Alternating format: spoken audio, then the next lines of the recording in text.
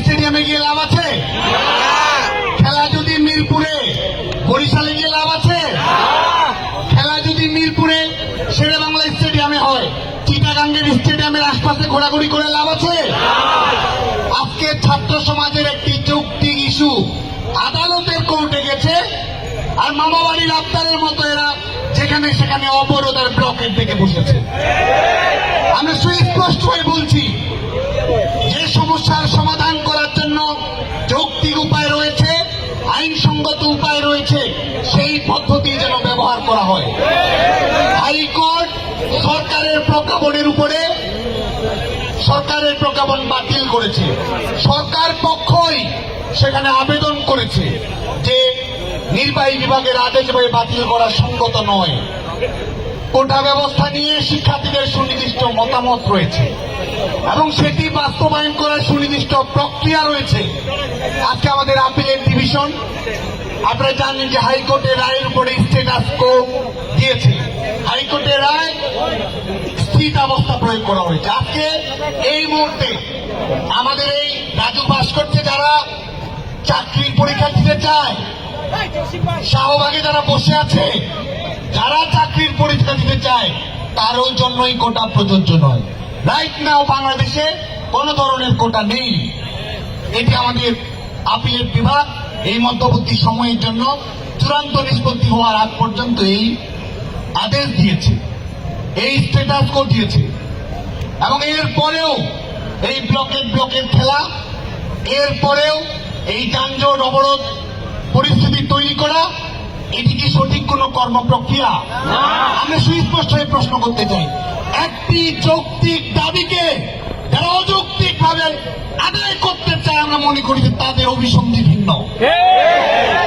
বাংলাদেশ ছাত্রলীগ আজকে আপনারা জানেন যে কোটা ব্যবস্থার যৌক্তিক, সংবেদনশীল, মানবিক, ইতিবাচক, সংবিধান সম্মত সংস্কার করার জন্য বাংলাদেশ ছাত্রলীগ আহ্বান জানিয়েছি। এটি কি সঠিক পদ্ধতি নয়? বুয়েটে রাপিড সিট বাতিল করেছে, কোথাও কোনো অবরোধ হয়েছে? ক্লাস পরীক্ষা বাতিল হয়েছে? শিক্ষার্থীরা জনগণের জীবনে দুর্ভোগ সৃষ্টি করেছে?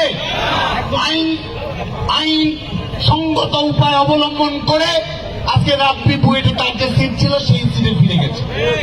বাংলাদেশ ছাত্রলীগ মাননীয় প্রধানমন্ত্রী বঙ্গবন্ধু দেশরত্ন শেখ হাসিনার সরকারি কোটা নিয়ে 2018 সালে একটি সিদ্ধান্ত দিয়েছিল। এই সরকারই তো দিয়েছে।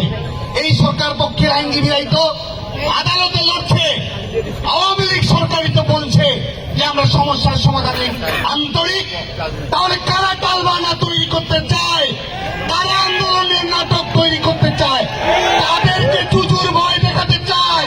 রাজপথ থেকে জন্ম নিয়েছে ছাত্রলীগ, রাজপথের রাজা হচ্ছে ছাত্রলীগ। তাকে ভয় দেখায় সমস্ত বাধা নিষেধ, ভয় বিপত্তি উপেক্ষা করে বাংলাদেশ ছাত্রলীগ এই বাংলাদেশের স্বাধীনতা আন্দোলনে, গণতান্ত্রিক আন্দোলনে, শিক্ষার্থীদের অধিকার আদায়ের আন্দোলনে নেতৃত্ব দিয়েছে। এবং বাংলাদেশ ছাত্রলীগের পক্ষ থেকে আমরা কথা দিতে চাই, শিক্ষার্থীদের যে সমস্যাটি রয়েছে কোটা ব্যবস্থা নিয়ে, এটিও একটি যৌক্তিক সমাধান বাংলাদেশ ছাত্রলীগ আইনসঙ্গত উপায় করবে। আবার স্লোগান দিচ্ছে পপুলিস্ট কথার বিরুদ্ধে নাকি কিছু বলা যাবে না। তারা একটা তথাকথিত জনপ্রিয়তা কথা বলছে, তার বিরুদ্ধাচরণ নাকি করা যাবে না। আমি তাদের টিচারিটা আপনাদের সামনে শেয়ার করতে চাই। স্লোগান দিচ্ছে কি, কোটা না মেধা। আর যখন ইলেকট্রনিক মিডিয়ার বন্ধুদের সামনে কথা বলছে, তখন তারা কি বলছে, কোটা সংস্কার চায়। তারা বলছে কোটা না মেধা, দুটোর মধ্যে একটা।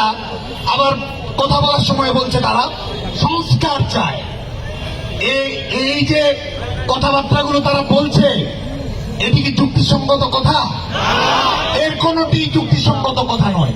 বাংলাদেশ ছাত্রলীগ সঠিক অবস্থান গ্রহণ করেছে। আমরা চাই আমাদের ছেলেমেয়েরা ক্লাস করবে, পরীক্ষা করবে, লাইব্রেরিতে লেখাপড়া করবে। আমাদের উপর যে নির্দেশনা রয়েছে স্মার্ট সিটিজেন হবে, সে কাজে আমরা ব্যতিব্যস্ত থাকবো। আমরা একাডেমিক এনভায়রনমেন্ট তৈরি করব, ভালো পরিবেশ রাখবো এবং একই সঙ্গে শিক্ষার্থীদের যৌক্তিক ন্যায়সঙ্গত দাবি দেওয়া আমরা যথাযথ কর্তৃপক্ষের কাছে যথাযথভাবে উপস্থাপন করব। এটি কি যথাযথ উপায়? আদালত বলছে এই মধ্যে নেই, আর তারা এখানে ব্লকেট করছে। তারা কি কোটা সমস্যার নিরসন করতে চায়, নাকি তারা কোটায় আন্দোলন করতে চায়? বাংলাদেশের ছাত্র সমাজের পক্ষ থেকে আজকে আমরা এই প্রশ্নটি রাখতে চাই। এবং আরেকটি, এই আন্দোলনে এই ভিড় দেখলেই একটি সংগঠনের আন্দোলন করার ইচ্ছা একটি সংগঠনের তৈরি হয়। নিজেরা পারে না, আন্দোলন তৈরি করতে পারে না, জনগণের সমর্থন পায় না, তরুণ প্রজন্মের স্বপ্ন পূরণ করার ন্যূনতম সক্ষমতা এবং নৈতিকতা যাদের নেই, তারা এখন আন্দোলনে সমর্থন খেলছে। আগে খেলতো আন্দোলন খেলা, এখন যে কোনো ইস্যু দেখলে এরা সমর্থন খেলায় নেমে পড়েছে। যারা ওখানে, আর এদের ইতিহাস তো আমরা জানি, শাহবাগে যারা আন্দোলন করছে তাদের প্রতি শ্রদ্ধা রেখেই বলছি, সাধারণ শিক্ষার্থীরা হাইকোর্ট অ্যাপিলেট ডিভিশনের স্ট্যাটাস জারির পরে তারা ফিরে গেছে। কিন্তু এখানে রয়েছে, এখন যারা রয়েছে তারা হচ্ছে প্রফেশনাল আন্দোলনকারী। আর এই বিএনপি জামায়াত যারা সমর্থন খেলা খেলছে, ওরা হচ্ছে প্রফেশনাল আন্দোলনকারী, আর এরা হচ্ছে প্রফেশনাল আন্দোলনহারী। কোন আন্দোলনেই জেতার সক্ষমতা নেই। যে কারণে আজকে এরা ভর করার চেষ্টা করছে। আজকে ছাত্র সমাজের কাছে আজকের এই অনুষ্ঠানের মধ্য